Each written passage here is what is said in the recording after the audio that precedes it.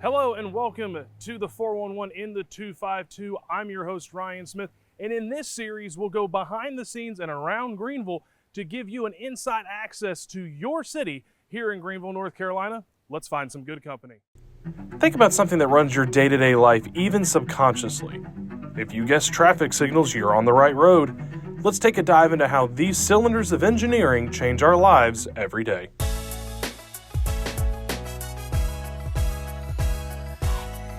Well, welcome inside another 411 in the 252. Ryan Smith joined alongside Mr. Russell Rowson, the Traffic Services Superintendent. Again, a mouthful to try to get that out all in the first take. Russell, we get to do something kind of unique today and go into a crazy, fun, and sometimes frustrating world that can be traffic signals, I feel, for most people. They're a part of our lives, whether we like them or not, and it's something that I feel is kind of fun and unique to touch on and try to get people to understand how these things work. But what I want to start off with first is, for people who don't know you or what your department does, just give us a brief overview of what your job entails. So Ryan, my job description, like you said, I'm the Traffic Services Superintendent, and this is the Traffic Services Department. We handle all of the traffic signals, signs, and road markings within the city. Traffic Services Department. We have a crew of traffic signal technicians, and we have also a crew of traffic control workers. The traffic control workers maintain signs, road markings, and the signal technicians handle the signal responsibilities. My job is to oversee daily operations and with my crew and just help keep things moving. Perfect. So I think the best way for us to kind of jump into this is to kind of give people a little bit of a background. I'll call it a history, even though it's really not. Just a background of how traffic signals have worked in the past and how they're kind of evolving. Just like everything else, technology runs our world, and kind of how outside of what used to just be stop signs in roads back in the day, we now have signals and they are timed in different ways. If you could just give us a little bit of a background of how traffic signals used to work and kind of how they're evolving to now. Sure. Well, the main thing with traffic signals, they still work to the effect that they did back then. The biggest change now is the technology, the hardware, the equipment we work with. Everything back then, when I started, the biggest thing was, traffic signals used incandescent light bulbs. It's very rare. You probably wouldn't even find a traffic signal with an incandescent light bulb now. They all use LEDs, which consume less energy, and it's more cost efficient, and it lasts longer. So, it gives the driver something better to look at in a sense that, the light emitting diodes, the LEDs are more visible than incandescent light bulbs.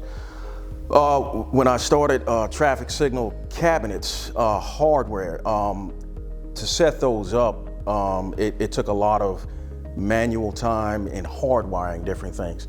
Now the traffic signal cabinet, it's a lot of plug and play and just mapping, through technology inputs and outputs. Even today, they've advanced to, advanced traffic signal cabinets, which are using all low voltage. We don't have any of those cabinets, but that's what's available, to us today.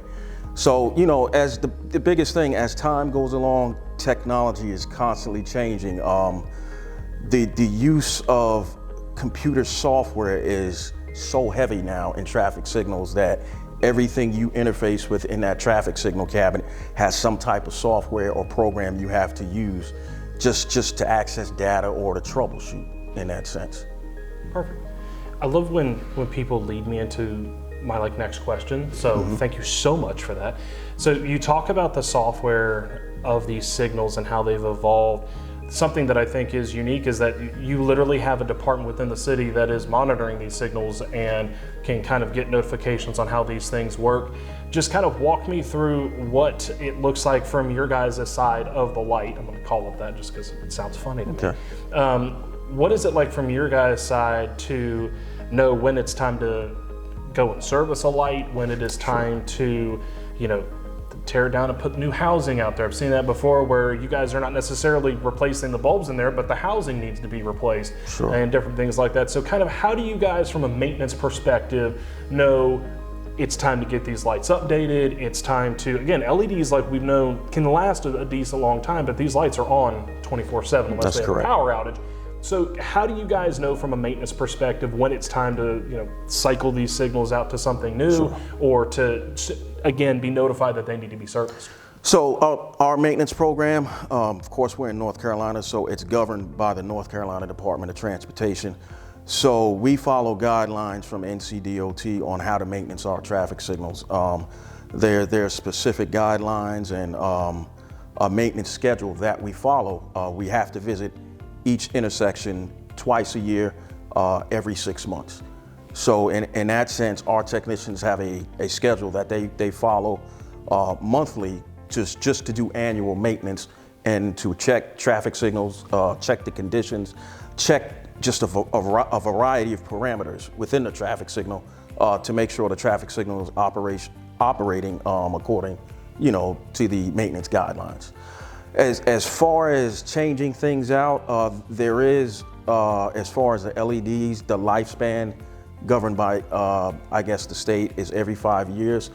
So we have a system in place to try to replace LEDs every 5 years.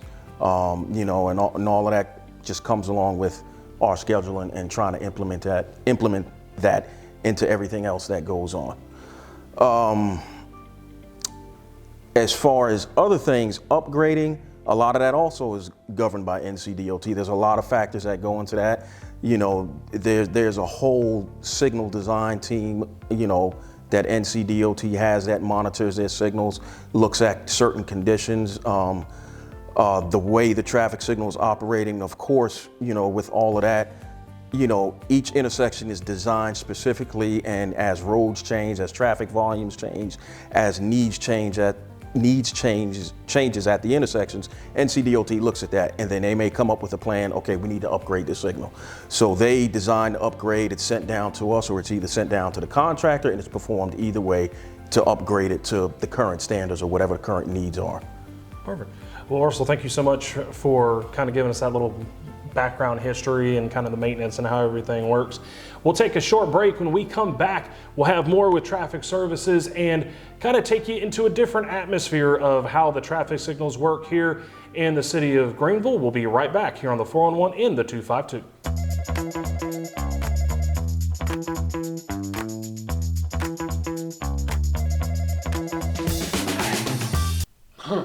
I know it's starting to get cold outside, so let's go ahead and address leaves, shall we?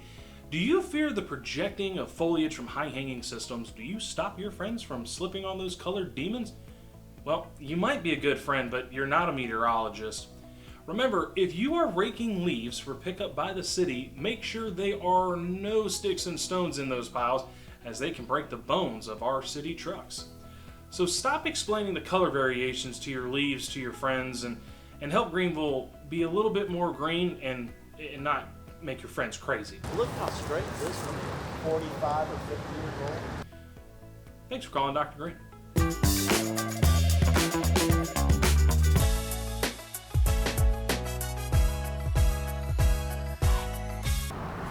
Welcome back to the 411 in the 252 Traffic Signals Edition. Out on the intersection of 5th and Elm here again with Russell. And let's just call a spade here, Russell. This is a big box with a whole bunch of blinking lights and stuff inside of it. I need your help with it. What are we looking at right now? Oh, Brian, so we're looking at our traffic signal cabinet here. It's called the Caltrans 2070 332 model cabinet. This is a standard cabinet that is used across the state widely. Okay, so we talked about different styles of traffic signals that you've got. This is one of those styles. Walk me through what, we got cars here. It's an intersection, it's an active intersection. Walk me through how these cars and these vehicles trigger this machine to work. Sure, so in this particular intersection, of course in the cabinet you got your SafeTran traffic signal controller. That controller is the brain of your intersection here, your operations. With that controller, we program specific details pertinent to this intersection to make it work from the signal plans. In order to keep traffic moving, you got to have vehicle detection. There are, all many different styles of vehicle detection. The traditional, when I first started, were in-ground inductive loops, where you probably have seen, and many others have seen, saw cuts in the pavement, and you run wire continuously in that saw cut in a quadrupole pattern, which detects the vehicles, presence detection. Nowadays, we've moved on to what you see up there. We have grid smart technology. That's a fisheye camera. That's live video capturing the whole intersection. It's capturing presence detection at every stop bar around the intersection. And with that ties into the processor up here, which takes the information from that camera, and after programmed correctly, the specific lanes and zones, it ties into the cabinet. Your inputs come in after you tell it what to detect. You map it in, and that's how the calls come into the cabinet and make the lights change in sequence, of course. All right, Russell, so we just finished talking about detections and how different signals work. For this particular style of signal, when you're driving down the road, you see a big, most of the time, white splotch of paint that's at the end of the lane that you're in, and you've got these things that detect your vehicle from up above, and there are those times where it can signal it, it cannot signal based off of where a car is. Can you just walk us through what it means for a car to enter a detection zone, and what happens if it goes out of the detection zone if you go too far forward? Sure. So your detection zone is based from your stop bar, behind the stop bar. It's a certain amount of feet. Normally that detection zone is 40 feet. So when a car pulls into that zone, whether it's a loop 40 feet long or a live video detection zone we draw on 40 feet long, it detects the presence of the vehicle, inputs a call to the controller, and in sequence, then that lane or that vehicle will be serviced when it's time. So the whole purpose of the stop bar is to stop at it. You don't want to stop in front of it or forward of it, because you can drive out of the detection zone if you're the only vehicle and not be detected. And you could be sitting at the light until somebody comes behind you and comes into the detection zone and triggers the light again. So you really can, it's as simplistic as it is. If you go too far, you get mad at a light for not changing, and it's correct. It actually becomes your fault for going too far past that detection zone. That's correct. You can go out of the detection zone. That's correct. Okay. Kind of going back on the different style, you talked about those in-pavement loop systems. Are those ones kind of the similar thing as if you go too far past that stop bar, that it kind of services the same way, or does it still kind of sense the presence of a car based off of the weight? It's the same thing with the in-ground loop. The in-ground loop is set at the stop bar and a certain distance back. If you pull off of that loop, you're not going to be detected. It's the whole purpose of presence is presence. You have to be present in the zone or on the detection loop to be detected and to get service for a call. Okay. All right, well, we'll take another quick short break here on the 411 and the 252, and we come back a little bit more about traffic signals here with our traffic services divisions. We'll be right back.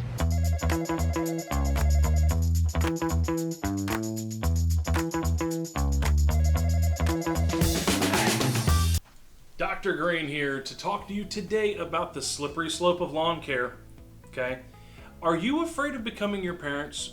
Do you enjoy beating your neighbors to the lawnmower every weekend and then talking about that new beautiful batch of Kentucky bluegrass? I know I do. Has the thought crossed your mind that you are a lawn Jedi?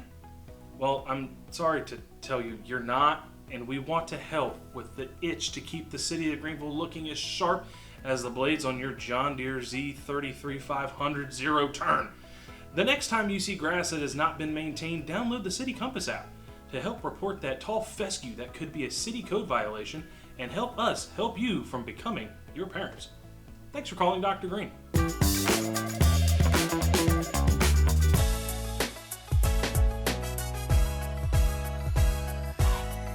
Welcome back inside the 411 and the 252. Still out here at 5th and Elm with Russell, and we talked about in the office earlier about maintenance of lights and different things of how you guys have these things set up, to go out and service and update as you need to. But something that does happen, and it can be spontaneous and sometimes it's not spontaneous, is when the signals go out. Obviously we kind of have the fault of a light that can happen, is electronic, does happen. And then you have the other times that it can be a power outage, and obviously that is a whole nother monster in itself. Sure. But as far as the lights, faulting and tripping, how do you guys get notifications on those things, and kind of walk us through, how you guys reset the signals once you get that notification? Sure. So when we have a malfunction with a traffic signal, during the day, a call may come into Public Works and it's dispatched to us. I may get the call, or my signal supervisor may get the call. We notify a technician to the location to investigate the problem. He comes out to the traffic signal. First thing he does is, obviously the lights on flash. He goes into the cabinet, and we have a piece of equipment in there called the conflict monitor, which monitors the intersection. It has different parameters that it's looking for to prevent faults, or rather to throw the light and flash in event of a fault. So when one of these faults happen, within seconds, milliseconds, the light is thrown out of operation into flashing mode. So he looks at the monitor. There are various faults up there. He looks at it, determines it, he troubleshoots it, and gets the light back in operation. Okay.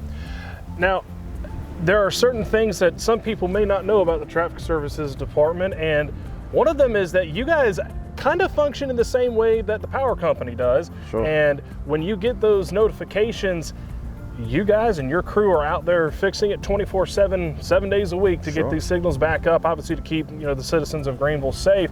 So talk us through what that looks like for you guys, and how, again, signal goes out, you guys get notified. You mentioned calls can come in. What are some other ways that you guys get notifications? So as I just mentioned, I spoke about during the day, after hours, 24/7, all year round, 365 days a year. We have a standby on-call rotation where a traffic signal technician is responding. So after hours, the same thing happens. Traffic signals run 24/7. A malfunction can happen outside of working hours. When that happens, we have a on-call phone. The call comes in usually from the police department. The traffic signal technician responds to the call in the same procedure. He comes out, investigates the call. Whatever the call may be. A lot of times after hours, and we receive knockdown calls. He may have to come out by himself. Other times we may have to dispatch the whole crew. You might have a pole knocked down and causing the lights to be laying in the road. So in that case, he comes out along with other traffic signal technicians. We may have to dispatch our contractors to get the signal back going to its previous state. Well, thanks, Russell. We'll take one final break here on the 401 and the 252. When we come back, we'll wrap up here with Russell with Traffic Services.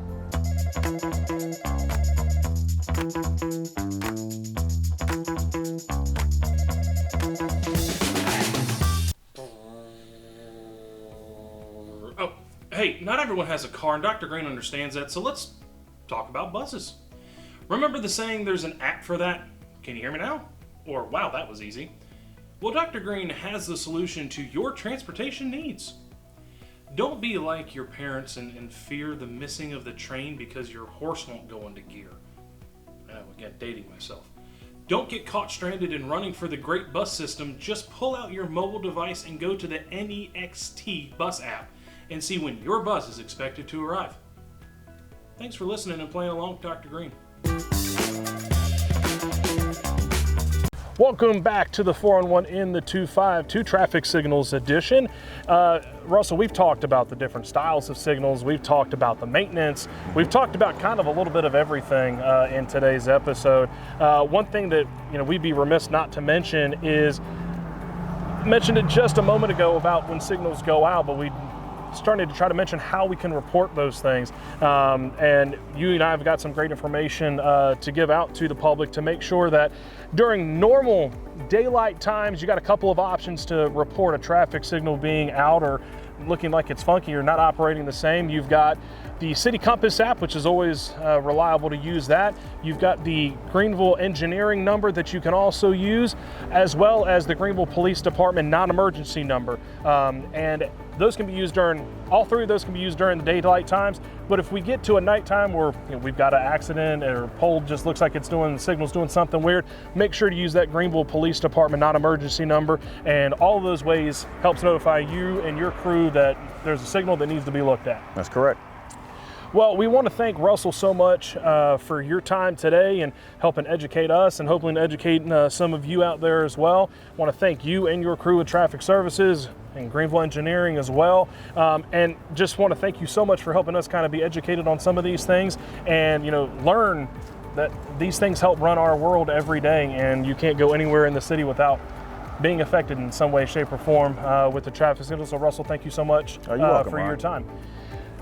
That'll do it for us here in the 4-on-1 in the 252 Traffic Signals Edition. We want to again thank Russell and his crew for helping us out today, and we'll hope you enjoyed this episode of the 4-on-1 in the 252.